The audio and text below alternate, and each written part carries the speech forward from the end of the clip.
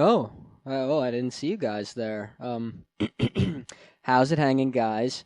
Yeah, this is my setup, okay? Don't make fun.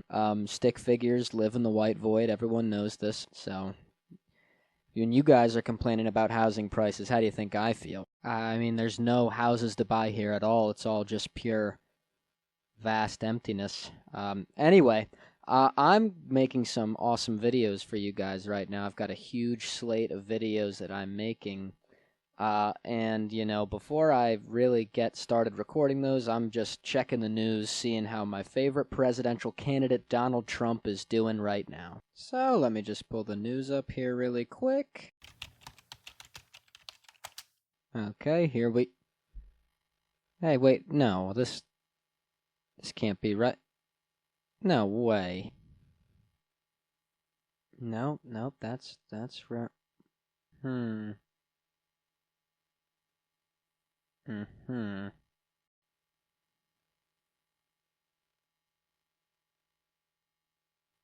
Well, these are all going in the trash because I need to make an emergency video.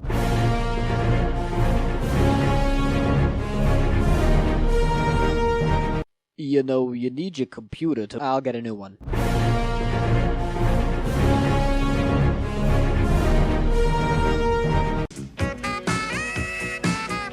I think we all can agree things are getting a little crazy out there. Am I right, guys? This makes 2 assassination attempts on Donald Trump, the former U.S. president, only months apart. But of course, like a champion, he bodied it. Absolutely no problem for the big guy. How does he do it? I don't know. But I mean, come on. The aura right here, the aura speaks for itself, alright? Let's just be completely honest. Anyway, by the time of recording, there's been 2 attempts on Donald Trump's life. By the time I post this, there could be 3. I hate to say it, but honestly, the way things are going, I wouldn't at all be surprised if there had been another attempt.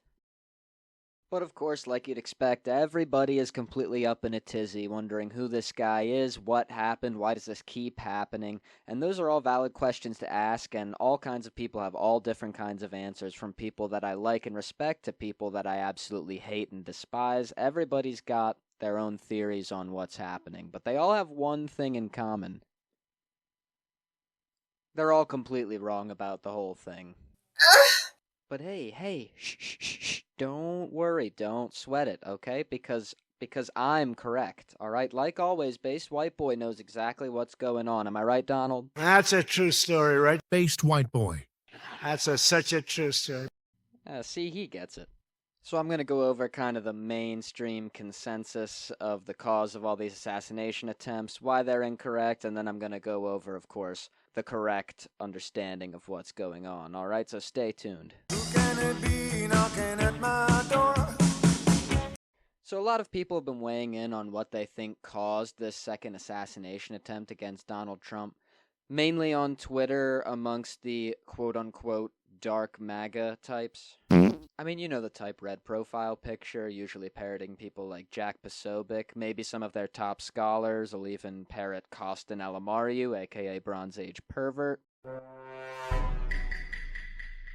No, I'm actually friends with a lot of them. Some of them are real smart, but unfortunately most of them are pretty lacking in political expertise and understanding. And their take on what caused the assassination attempt, I mean, it's brilliant, okay? Revolutionary stuff. You guys are going to love this, okay? Come in close. Come here. They say it was the media who did it.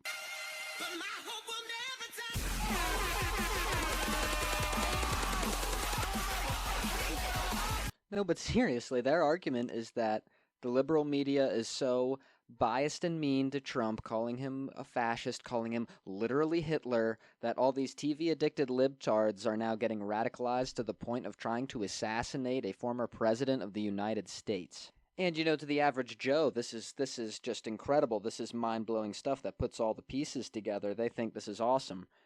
And it's kind of understandable to a degree. The logic kind of tracks and it kind of makes sense in your head a little bit, but once you actually look into the would-be assassin and kind of see what he was like and what he was posting and what he was up to, the theory entirely falls apart, okay? Let's dive into that. So the almost assassin's name is Ryan W. Routh. And interestingly enough, not even 24 hours after the incident, the guy's entire life story was known to the press and being published all over our TVs and all over our newspapers. Which is already suspicious on its own. I mean, if you remember what happened with the first would-be Trump assassin, we really still don't even know that much about him. And now the second one, we know his entire life story. And oh, what a life story it is. I'm telling you, this guy's criminal history is literally insane. Routh spent many years living in a town called Greensboro, North Carolina, and let's just say that the Greensboro Police Department had a lot to say about the guy. One retired police officer said that Routh had dozens of run-ins with the cops, notably one in 2010 where he stole a pickup truck, 3 trailers worth of roofing property, and then when someone called him on it, he pulled a knife on him. Pretty crazy already, right? But this pales in comparison to what he was up to in 2002.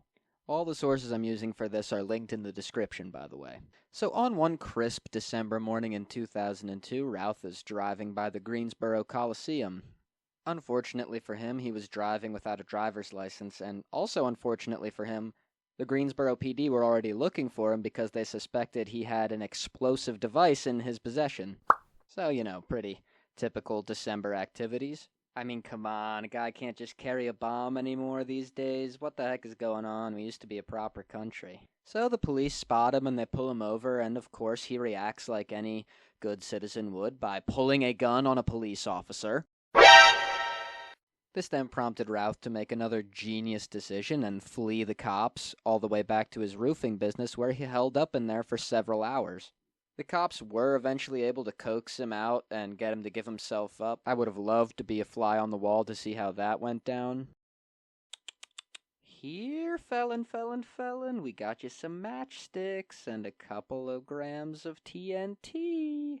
Aw, you guys know what I like. You know what I like. All right, here I come. Hey, these aren't matchsticks. These are lollipop sticks with the tips painted red, and this is not TNT. This is baking soda with food coloring in it. Yeah, you're coming with us. Okay. Now I'm sure you're wondering, how many years in jail did this guy get? Okay, let's recap. He got pulled over without having a driver's license. He was suspected of having an explosive. He actually did have the explosive. Then he pulled a gun on the cop that pulled him over, fled the scene in his car, went to his business where he was held up in a police standoff for several hours. How much prison time are we thinking? Well, whatever you guessed, you're wrong because he didn't go to jail at all. Yep, no BS at all. I'm not messing with you. You can look it up for yourself. He did not go to jail at all, but he did get supervised probation for 60 months. And this is just one of his crimes, okay? He's had a ton of these. This guy's a textbook repeat offender criminal. Now, this is important, class, so pay attention, all right? What do we call a guy who pulled guns on cops and was charged with possessing a weapon of mass death and destruction, who only got off with a slap on the wrist? We'd call him a Fed, Mr. Whiteboy. That's absolutely correct, little guy. We would call him a Fed. Good work. Ryan Routh is undoubtedly a Fed, okay? Think about what would have happened to you if you were in his situation, okay? You would have gone to jail for life, even longer if they could. But this guy just gets off with 60 months of supervised probation? Yeah, he cut a deal. This is literally as federal as you can possibly get. And that becomes abundantly clear when you look at his activity after all this unfolded. And what was that activity, you ask? Oh, nothing much at all, except publicly recruiting mercenary soldiers to fight in Ukraine and also meeting with the Ukrainian Secretary of Defense. Oh yeah, nothing weird there, nothing federal at all. If this guy isn't a federal agent, then my name isn't Based Whiteboy. Well, it's not, that's not my legal name, but you get what I'm saying. And this is why everyone blaming the media for this is completely incorrect. This is not some sub-5 libtard who got radicalized into taking a shot at the president's life by CNN. This is a guy who was known in his town for having multiple violent encounters with the police, an armory in his house, and when he was caught with explosives, he didn't go to jail. He instead only got 60 months of probation and then was meeting with Ukrainian ministers of defense and also recruiting mercenaries to go fight in Ukraine on behalf behalf of NATO? I mean, this whole media thing is just a completely incoherent excuse. It literally doesn't make any sense once you know all the facts. But that then begs the question, why did he actually try to assassinate Trump? And unfortunately, the answer isn't media radicalization. Okay, this goes way deeper and is way more sinister than we previously thought. It becomes a real serious whodunit. Luckily, I have a couple of ideas of who done it. Let me explain. So we've determined that Routh is a Fed, which means that with high likelihood we can assume that some sort of intelligence agency is trying to kill Donald Trump. The question then becomes which agency, which group of intelligence is trying to kill the president.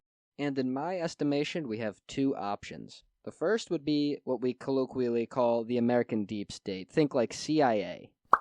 But Mr. Whiteboy, what exact kind of motivation would the CIA even have to want to kill the former president?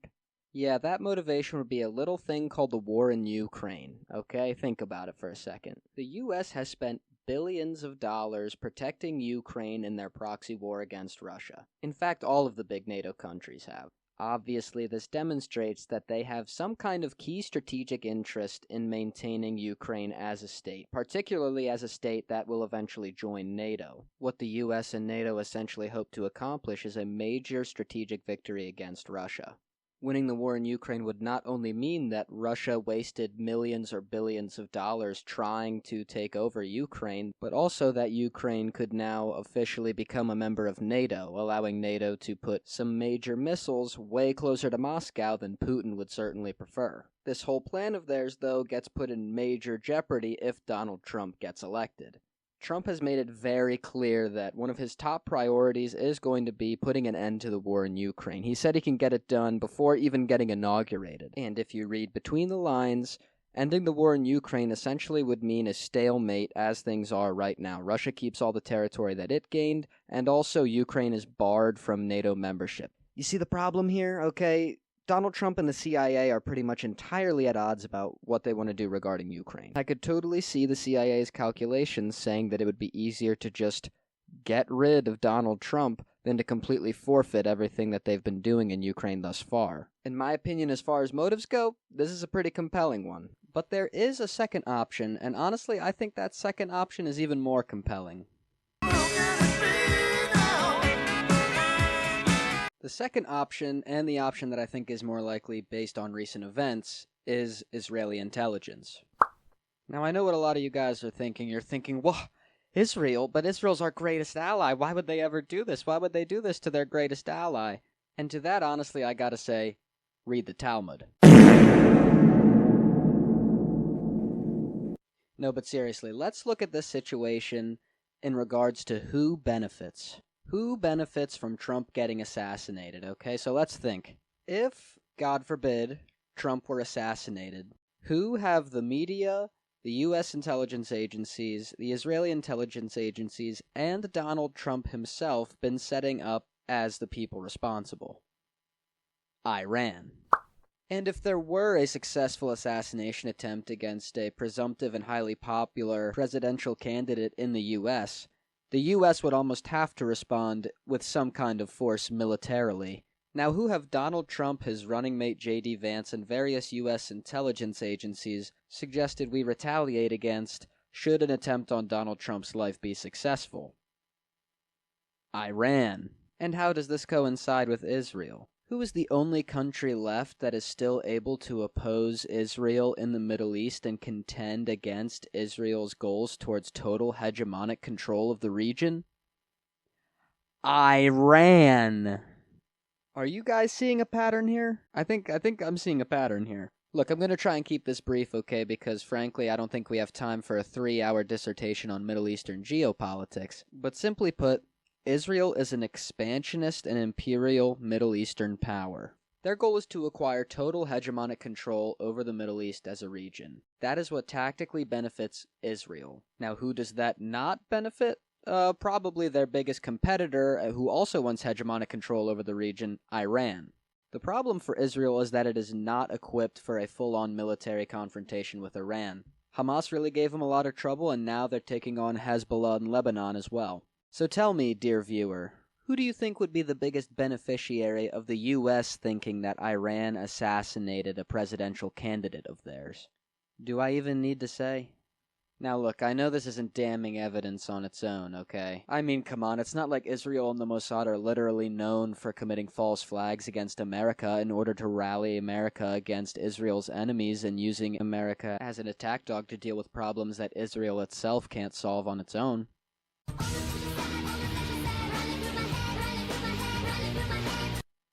Oh, definitely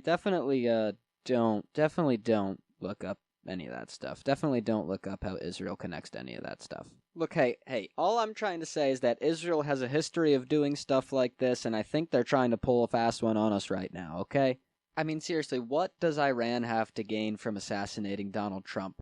If they did actually do that, the U.S. would just blow them to smithereens, okay? Do you think they want that smoke? They are absolutely not that stupid. But our old pal over there, Israel, seems to sure have a lot to gain from the U.S. thinking that Iran did something like that, especially when Trump's running mate, J.D. Vance, who would presumably take over as the Republican nominee should Trump be assassinated, expressed interest in bombing Iran literally the day he got the nod and was picked as VP. Now look, I just want to note again for the record that this is just some guy on YouTube speculating, okay? I really have no idea if it was either of these two guys, okay? But, I mean, come on, logic tells me that these two are probably the most likely to have done it. If I were to pick one, I would definitely lean towards Israel, okay? Definitely not because of their history of doing stuff like this or anything like that, but you get what I'm saying.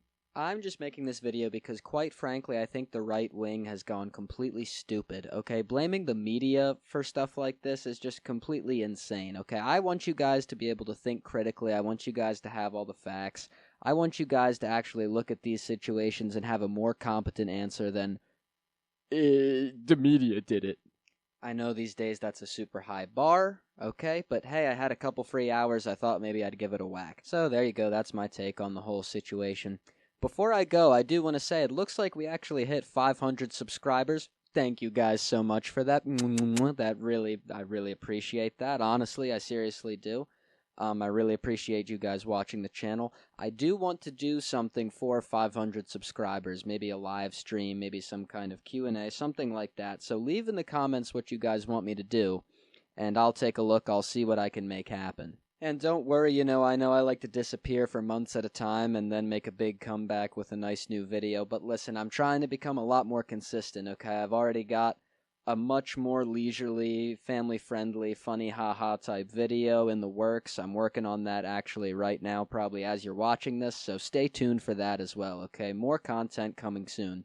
So make sure to like the video, make sure to subscribe so you get notifications for all my new videos. I'm Based Whiteboy, and thank you guys for watching.